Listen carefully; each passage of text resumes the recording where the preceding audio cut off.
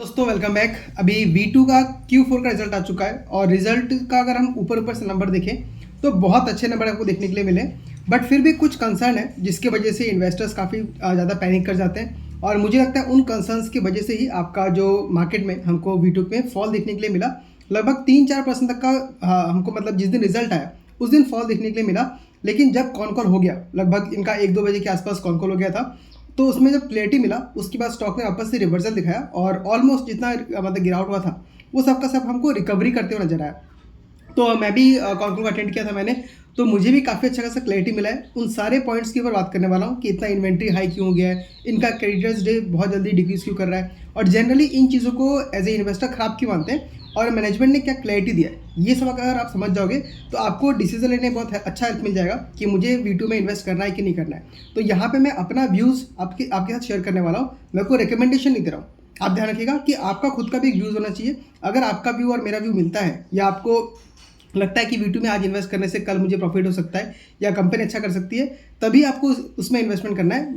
मेरा जो वीडियो है उसका काम आपको एजुकेट करना है, आपको रिकमेंडेशन देना बिल्कुल भी नहीं है। तो सबसे पहले हम अगर नंबर देखते हैं तो आपका जो YOY बेसिस पे जो Q4 का जो रिजल्ट निकल के है वो सेल्स में 60% ग्रोथ दिखा है, जो कि अगेन बहुत बढ़िया नंबर है। जहाँ पे बाकी कंपनीज जो है वो 20%, 25%, 17-18% से ग्रो कर रही है, वहाँ पे V2 रिटेल 60% से ग्रो कर रहा है। तो इसने पूरे इंडस्ट्री को, अपने सेक्टर में जितने भी कंपनीज हैं उन सबको भयंकर तरीके से आउट परफॉर्म कर दिया है। अब यहाँ पे अगर हम नेट प्रॉफिट देखें तो वो लगभग 206% से बढ़ा है, जो कि अगेन बहुत अच्छा खासा हमको ग्रोथ देखने के लिए मिल रहा है और हमें ये भी दिखा रहा है कि कंपनी को ऑपरेटिंग लेवरेज यहाँ पे देखने के लिए मिला है। तो ऊपर से नंबर बहुत अच्छा है, बट मेन प्रॉब्लम कंपनी को कहाँ पे है, मतलब जो इन्वेस्टर्स को है, कंपनी को तो नहीं, कंपनी अच्छा काम कर रही है। इन्होंने इस साल में लगभग 136 नए स्टोर खोला हुआ है और अगले साल जो FY27 आने वाला है उसमें ये लोग बोल रहे हैं कि हम लोग और 150 से लेके 200 दुकान तक खोल सकते हैं। तो अभी इनके पास दुकान जो है लगभग 350 के आसपास है, मोटा मोटी उतना ही होगा और आगे आने वाले साल में इनका जो नंबर ऑफ स्टोर्स है वो लगभग 500 हो जाएगा। ठीक है, अब यहाँ पे आपको मैं कंपैरिजन करके दिखाता हूँ छोटा सा। इसका एक कॉम्पिटिटर है आपका जूडियो बोल के, ट्रेंड जो कंपनी है। तो जूडियो का जो स्टोर्स टोटल है अभी वो लगभग 900 कुछ 65 मान लीजिए 1000 जो स्टोर्स है, लेकिन आज के डेट में V2 के पास सिर्फ 360 या 65 अभी भी मतलब स्टोर्स बचे हुए। तो अगर मैं ग्रोथ का प्रोस्पेक्ट देखूँ कि कितना ग्रोथ का अपॉर्चुनिटी है और मैं उसको मान लीजिए टारगेट जूडियो का मानता हूँ, ठीक है, तो भी कंपनी यहाँ से 3 गुना और स्टोर्स को ओपन कर सकती है। लेकिन कंपनी ने क्या बोला है, V2 रिटेल क्या बोल रहा है कि हम लोग आगे आने वाले कुछ सालों में हम अपने स्टोर्स को 2500 तक लेके जाएंगे, 2000 के ऊपर। आज की डेट में कितने स्टोर्स हैं, ओनली 360, मान लीजिए 400 है। अगर मैं देखूँ तो यहाँ से भी कंपनी अपने नंबर ऑफ स्टोर्स को, दुकानों को 6 गुना करने का बात कर रही है। तो यहाँ से रेवेन्यू और प्रॉफिट बढ़ने का तो मतलब अगर मैं सोच के देखूँ तो बहुत बड़ा स्कोप है यहाँ बढ़ने का। एज ए इन्वेस्टर हमको ऐसे कंपनी को कभी इग्नोर नहीं करना चाहिए। अब यहाँ पे देखिए कंपनी बोल के रही कि हम लोग हर साल 50% से ग्रो करेंगे, मतलब हम लोग का जो पूरे साल का जो प्रॉफिट है और हम लोग का पूरे साल का जो रेवेन्यू है दोनों 50-70% से ग्रो कर सकता है आगे आने वाले 4-5 सालों तक। तो इतना गाइडेंस मेरे लिए काफ़ी है कि मैं इस कंपनी में इंटरेस्टेड हो जाऊँ, इस कंपनी में इन्वेस्ट करूँ, इस कंपनी के ऊपर रिसर्च करूँ।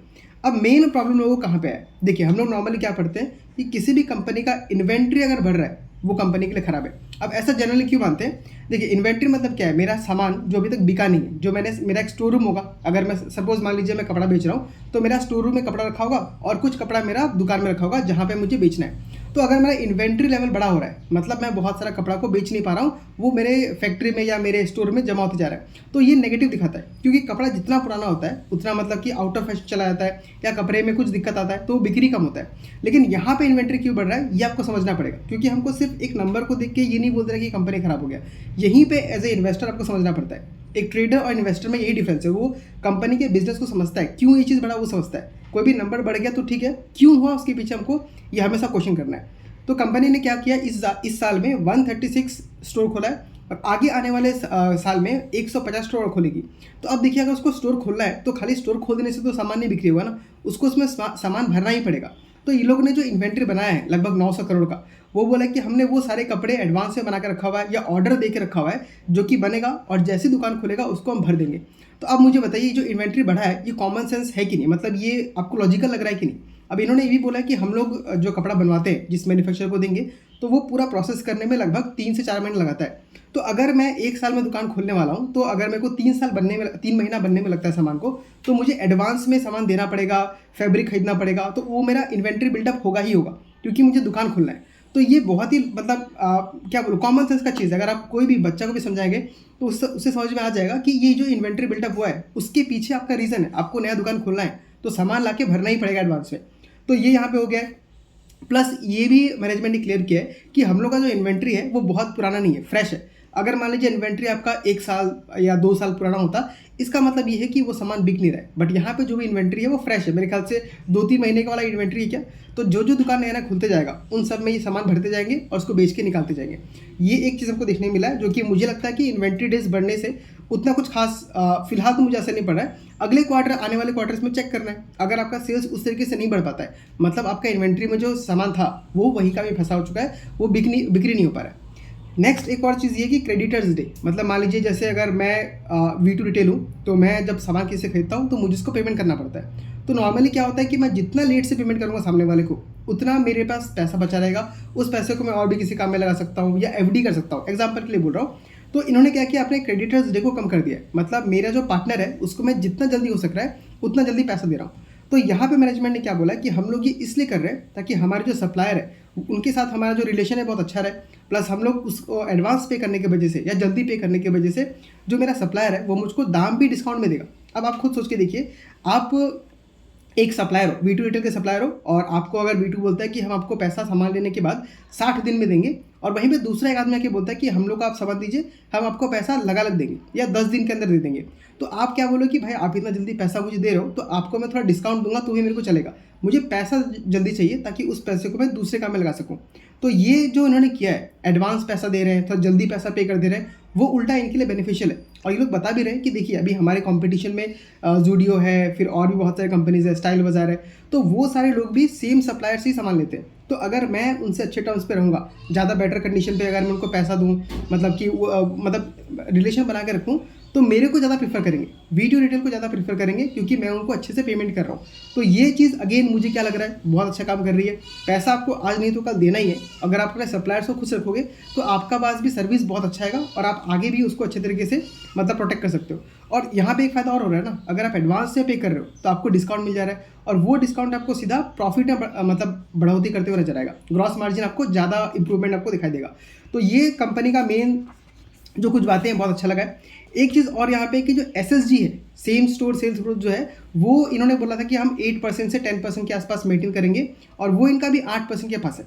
तो लोगों को लग रहा है कि ये जो है आगे जाके मेंटेन करना बहुत मुश्किल है। तो यहाँ पे भी कंपनी ने बताया कि देखिए ऐसा हो क्यों रहा है, मेनली क्योंकि हम लोग का जो नया स्टोर खुल रहा है उसको मैच्योर होने में लगभग उनको 3 साल जैसा लग जाता है। तो स्टार्टिंग में क्या है, उनका जो क्या बोलते हैं, जो सेल्स पर स्क्वायर फीट है वो 750 के आसपास रहता है, और जबकि जो मैच्योर हो चुके हैं उनका लगभग 1100 के आसपास का आपका सेल्स पर स्क्वायर फीट हो चुका है।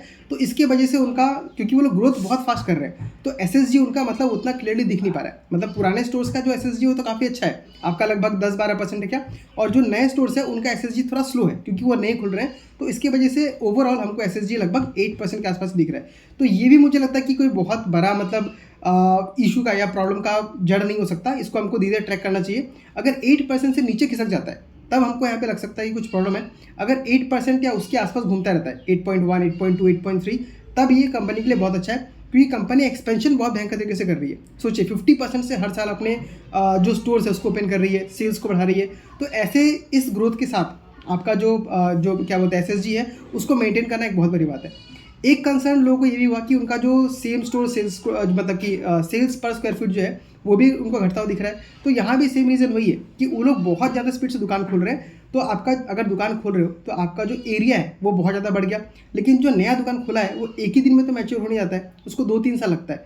तो उसको पुराने स्टोर के लेवल पे आने में 2-3 साल लग रहा है। इसलिए आपका जो एवरेज जो मतलब सेल्स प्राइस जो है पर स्क्वायर का सेल्स प्राइस वो हमको डिक्रीज करता हुआ दिख रहा है। लेकिन अगर पुराने दुकान का देखेंगे तो 1100 के आसपास का है, और नए स्टोर्स का सिर्फ 750 के आसपास का है। तो ये भी जब 3 साल पुराने हो जाएंगे तो इनका भी जो मतलब स्क्वायर फीट का जो पर स्क्वायर फीट का जो सेल्स है वो उससे मैच कर जाएगा, और ये हमको आगे देखने के लिए मिलेगा। तो कंपनी ने क्या बोला कि पहले तो हमको लगभग 2000 दुकान खोलना है, उसके बाद ही आपको यहाँ पे एज ए होल मतलब पूरा कंपनी का लेवल पे आपको ग्रोथ दिखाई देगा। नहीं तो उसके पहले आपको पुराने स्टोर्स का अलग से ग्रोथ दिखाई देगा, और नए स्टोर्स का ग्रोथ हमको धीरे धीरे करके देखने के लिए मिलेगा। तो यहाँ पे भी कंपनी ने बहुत अच्छे से एक्सप्लेन किया है, मतलब पूरा क्लैरिटी हमको दिया है। तो ये सब चीज़ मुझे बहुत अच्छा लगा है। और बाकी अगर देखें तो इनके पास जो इन्वेंट्री बचता है, मतलब ठंडी के जो मौसम का देखिए, जब 2-3 महीने का सीज़न रहता है ठंड का, तो वहाँ पे जितना भी कपड़ा बचता है वो लोग उसको डिस्काउंट में नहीं बेचते। 15% के आसपास कपड़ा बच जाता है, वो अगले सीज़न में उसको निकाल देते हैं। तो यहाँ भी बहुत अच्छा खासा चीज़ मुझे लगा है। तो नेट अभी अगर देखूँ तो मुझे लगता है कि वी टू रिटेल के पास ग्रो करने का बहुत ज़्यादा चांसेस है। आप सोच के देखिए, अभी इसके पास सिर्फ 360 दुकान है। आगे जाके ये लोग क्या बोल रहे हैं कि हम लोग 2500 दुकान तक खोल सकते हैं, 2000 से 2500 दुकान। तो इस दुकान खोलने में ही लगभग ये 6-7 गुना बढ़ जाएगा। और कंपनी का रेवेन्यू अगर इसी तरीके से बढ़ता है तो कंपनी भी यहाँ से लगभग 6-7 गुना हो सकता है। लेकिन ऑफकोर्स हो सकता है और करके दिखाएगा, इससे बहुत डिफरेंस होता है। तो हमें एक ही बार में भर के पैसा डालना नहीं है, हमें एवरी क्वार्टर ट्रैक करना है और एवरी क्वार्टर में जिस तरीके से परफॉर्मेंस मिलेगा उतना इसको ऐड करते जाना है। तो मैं तो इसको ऐड करने वाला था, लेकिन यहाँ पे जो कुछ नंबर्स मैंने स्टार्टिंग में देखा तो मुझे थोड़ा सा घबराहट हुआ कि कंपनी में हो क्या रहा है। बट कॉन कॉल के बाद मुझे काफ़ी क्लैरिटी मिल चुका है और मंडे को जाके मेरे पास जो भी एक्स्ट्रा पैसा बचा हुआ है वहाँ पे मैं वी टू रिटेल में डालने वाला हूँ। स्काई गोल्ड में भी मैंने रिसेंटली थोड़ा बहुत ऐड किया है और उसके ऊपर मैंने वीडियो ऑलरेडी बनाया हुआ था। तो ये था वी टू रिटेल का मेरी तरफ से, मतलब मेरा ओपिनियन। आप मुझे बताइए कि आपको अभी भी वी टू रिटेल में किस चीज़ में कंसर्न है। अगर आप इसमें कुछ डाउट है तो कमेंट करके पूछ सकते हैं। और अगर आपको वीडियो अच्छा लगा है तो इस वीडियो को लाइक कीजिए और चैनल को सब्सक्राइब कर दीजिएगा।